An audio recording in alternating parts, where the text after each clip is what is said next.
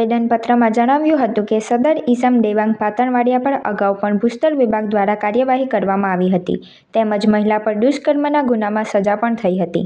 આવેદનપત્ર આપવામાં ઝઘડિયાના પત્રકારો સાથે ભરૂચ જિલ્લાના અન્ય પત્રકારો પણ જોડાયા હતા અને પત્રકાર પરના હુમલાનો વિરોધ કરી હુમલાખોર પર તાકીદે કડક પગલાં ભરાય તેવી માંગ કરી હતી। ઉલ્લેખનીય છે કે રાણીપુરા ગામ નજીક પત્રકાર જયશીલ પટેલ પર હુમલો કરવાની ઘટના બની તે સમયે ઘટના સ્થળે કેટલાક અધિકારીઓ પણ ઉપસ્થિત હતા છતાં તેમની હાજરીમાં પણ એક રેતી માફિયાએ પત્રકાર પર હુમલો કર્યો તે બાબત પણ આશ્ચર્યજનક ગણાય। પત્રકાર પર હુમલો કરનાર ઈસમ અગાઉ પણ કેટલાક ગુનાઓમાં સંડોવાયેલ હોય આ વાત તેની ગુનાહિત માનસિકતા છતી કરે છે છતાં સ્થાનિક પોલીસ દ્વારા આ લખાઈ છે ત્યાં સુધી આરોપીની ધરપકડ નથી થઈ શકી તે બાબતે પણ સવાલો ઊભા થયા છે। પત્રકારો દ્વારા ઝઘડિયા નાયબ પોલીસ અધિક્ષક ઝઘડિયા પ્રાંત અધિકારી તેમજ ઝઘડિયા પોલીસ ઇન્સ્પેક્ટરને પણ આવેદનની નકલ આપીને તાકીદે આરોપીને ઝડપી લઈને તેના વિરુદ્ધ પાસા એક્ટ હેઠળ કાર્યવાહી કરવા માંગ કરી હતી। ઉલ્લેખનીય છે કે ઝઘડિયા તાલુકામાં લાંબા સમયથી બેરોકટોક ખનીજ ખનનની પ્રવૃત્તિ ચાલી રહી હોવાનું જગજાહેર છે। તાલુકામાંથી વહેતી નર્મદા નદીના વિશાળ પથમાં લાંબા સમયથી મોટા પાયે રેતી ઉલેચવાનું ચાલી રહ્યું છે। નદીમાં નાવડી મૂકીને મશીન અને પાઇપ દ્વારા રેતી કાઢવું ગેરકાયદેસર હોવા છતાં તાલુકામાં નર્મદા કાંઠા વિસ્તારના ગામોએ આ ગેરકાયદેસર પ્રવૃત્તિ બેરોકટોક ચાલી રહી છે। તાલુકામાં ગેરકાયદેસર રીતે ખનન કરતા રેતી માફિયા બેફામ બની રહ્યા હોવાનું સામે આવ્યું છે ત્યારે ઝઘડિયા તાલુકાના પત્રકાર દ્વારા રેત માફિયા વિરુદ્ધ જિલ્લા કલેક્ટરને ફરિયાદ કરવામાં આવતા રેત માફિયા દ્વારા પત્રકાર પર હુમલો કરવામાં આવ્યો હતો। આ ઘટનાને ભરૂચ જિલ્લાના પત્રકારોએ વખોડી કાઢી હતી।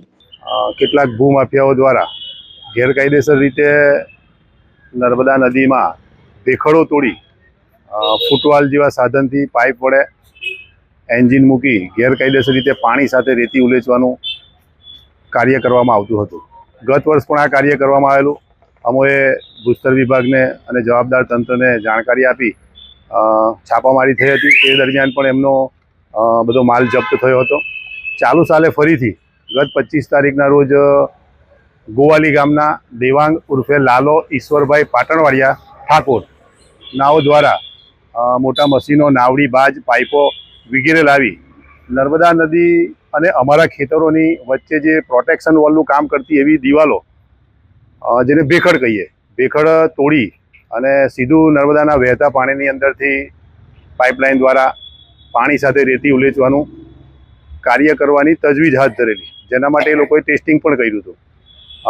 આ વાત મારા અને અમારા ગામના ખેડૂતોના ધ્યાને આવતા અમોએ 28 તારીખે જિલ્લા કલેક્ટર શ્રી ડીએસપી કચેરી ભૂસ્તર વિભાગ અને ઝઘડિયા પીઆઈને આ બાબતે જાણ કરી હતી। એના બીજા દિવસે એટલે કે 29 તારીખે અમો સ્થળ તપાસે ગયા હતા। અમને જાણકારી થઈ કે ભાઈ આ રીતે એ લોકો એક્ટિવિટી કરે છે તો અમે ત્યાં સ્થળ પર ગયા તો એણે ભેખડો તોડી અને પાઇપલાઇન લંબાવી રેતી ખનન કરવાની પ્રક્રિયા ચાલુ કરી હતી।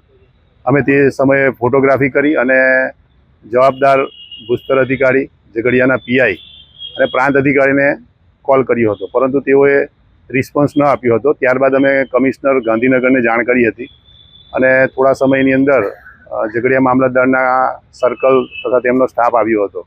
તે દરમિયાન અધિકારીઓ અને 112ના પોલીસ કર્મચારીઓની હાજરીમાં જે ગેરકાયદેસર રીતે રેતી ખનન કરતો દેવાંગ ઉર્ફે લાલો ઈશ્વરભાઈ પાટણવાડિયા ઠાકોર નાઓએ અધિકારીઓ સાથે આવીને તેની વાતચીત શરૂ કરી હતી કે આ મારું છે આમ તેમ। એની વાત પૂરી થયા બાદ મેં મારી વાત અધિકારીઓને કરી હતી કે આણે જે ગેરકાયદેસર રીતે રેતી ખનન કરવાની પ્રવૃત્તિ કરી છે નર્મદાના નદીના ચાલુ પ્રવાહમાંથી પાઇપલાઇન નાખીને તો એની પાસે તમે પાસ પરમિટ માગો અને જે વાહનો એ લાવીને અહીંયા મૂક્યા છે તેના ડોક્યુમેન્ટ માગો। તો એ એકદમ મુશ્કેલાઈ જઈ અને મારી પર હુમલો કર્યો હતો। હુમલાની અંદર એણે મારું ગળું દબાવી દીધું હતું અને પાછળ ભેખડ સાથે દબાવીને 45 થી 60 સેકન્ડ સુધી એણે મારું ગળું દબાવી રાખ્યું હતું। મારી સાથેના જે અન્ય ખેડૂતો હતા 2-3એ એમને ખૂબ છોડાવવાનો પ્રયત્ન કર્યો છતાં પણ એ ન છોડાવી શક્યા। આખરે છેલ્લે વધુ લોકોએ આવીને મને મારમાંથી બચાવ્યો હતો। તો મારું કહેવાનું એવું છે કે જો આ અધિકારીઓ ત્યાં હતા ને આટલી ક્રૂરતાપૂર્વક એણે મને જીવ લેવાનો પ્રયત્ન કર્યો તો આવા સામે કાર્યવાહી થવી જોઈએ। તે બાદ મેં ઝઘડિયા પોલીસ સ્ટેશનમાં એની વિરુદ્ધમાં ફરિયાદ પણ નોંધાવી હતી અને ભૂસ્તર વિભાગે એનો 55 લાખ જેટલો મુદ્દા માલ પણ જપ્ત કર્યો હતો। અમે જિલ્લા સમાહર્તા એવા કલેક્ટરશ્રી પાસે આજે આવેદનપત્ર એટલા માટે આપવામાં આવ્યા છે કે દેવાંગ ઉર્ફે લાલો પાટણવાડિયા એનો ઇતિહાસ ક્રિમિનલ છે. અગાઉ પણ એની પર મહિલા સાથે દુષ્કર્મના કેસમાં એને સજા થઈ છે. ખાણ ખનીજ વિભાગ દ્વારા 3 થી 4 એની પર ફરિયાદ થઈ છે અને મારી પર જે હુમલો કર્યો એમાં જૂની 307ની કલમ એટલે કે હત્યાના પ્રયાસની કલમનો ઉમેરો થાય અને તેની પાસા હેઠળ ધરપકડ થાય એવી અમારી માંગણી છે. मैट्रिक्स एकेडमी लेके आ रहा है सबसे बड़ा टैलेंट हंट एग्जाम एमसेट। तो आइए मिलते हैं डीसी सर से जो हमें ये टेस्ट के बारे में ब्रीफ करेंगे। ये जो टेस्ट है एमसेट जो है ये 6 to 12th स्टैंडर्ड के स्टूडेंट्स के लिए है और इसमें बच्चों को मोटिवेट रखने के लिए कैश रिवॉर्ड्स भी हैं up to 2 lakh plus. And इसमें जो फर्स्ट प्राइज़ है दैट इज़ 11,000, सेकंड प्राइज़ जो है वो 5,100 का है and third that is 3,100 and so on. हर क्लास के हम टोटल 20 स्टूडेंट्स को सेलेक्ट करेंगे और 20 स्टूडेंट्स को कैश रिवॉर्ड्स रहेंगे और उसके बाद फिर एक्स्ट्रा जो भी गिफ्ट्स हैं वो रहेंगे। तो टोटल 151 विनर्स जो हैं वो हम रखने वाले हैं इसमें। टेस्ट के सिलेबस में स्टूडेंट्स को तो थोड़ा कन्फ्यूज़न रहता है तो मैं बता देता हूँ। टेस्ट में जिस ईयर में वो हैं, जैसे कोई स्टूडेंट अगर 7th क्लास में है तो उसका 7th का साइंस और मैथ्स आएगा, साथ में मेंटल एबिलिटी के क्वेश्चंस रहेंगे थोड़े से। और जो स्टूडेंट 11th और 12th साइंस में है उनका PCM एंड PCB रहेगा अकॉर्डिंगली। ये एग्जाम 2 फेज में है। 21 दिसंबर 2025 को फर्स्ट फेज और 18 जनवरी 2026 को सेकेंड फेज है। रिजल्ट डिक्लेरेशन ऑन 25 जनवरी 2026। तो अभी रजिस्ट्रेशन करें नीचे दिए गए नंबर पर और विजिट करें मैट्रिक्स एकेडमी।